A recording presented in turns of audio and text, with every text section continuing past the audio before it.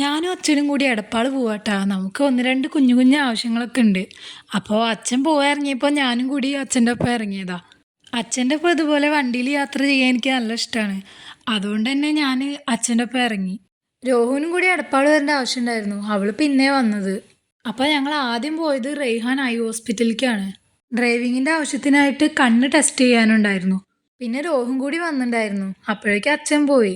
ആവശ്യങ്ങളൊക്കെ കഴിഞ്ഞപ്പോൾ പിന്നെ എന്തെങ്കിലും കഴിക്കാൻ തോന്നി. ഷവർമയും ജ്യൂസൊക്കെ കഴിച്ചിട്ട് അവിടെ നിന്ന് ഇറങ്ങി. പിന്നെ ഞങ്ങൾ നേരെ തറവാട്ട് പോയി. അവിടെ പോയിട്ട് കുറച്ചധികം ദിവസമായിട്ടുണ്ടായിരുന്നു. ഞങ്ങൾ ചെല്ലുമ്പോൾ തന്നെ ധനുഷേട്ടൻ്റെ ഉണ്ണി മുറ്റത്ത് കളിക്കുന്നുണ്ടായിരുന്നു. പിന്നെ അവനെ കളിപ്പിച്ച് നിന്ന് സമയം പോയതേ അറിഞ്ഞില്ല. ഉണ്ണിയുടെ മിമിക്രി കേൾക്കാൻ നല്ല രസമുണ്ടായിരുന്നു.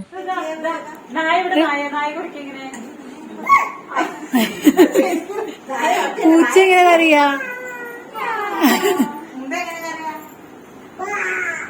ഇഷ്ടപ്പെട്ടാൽ സപ്പോർട്ട് ചെയ്യാൻ മറക്കല്ലേ.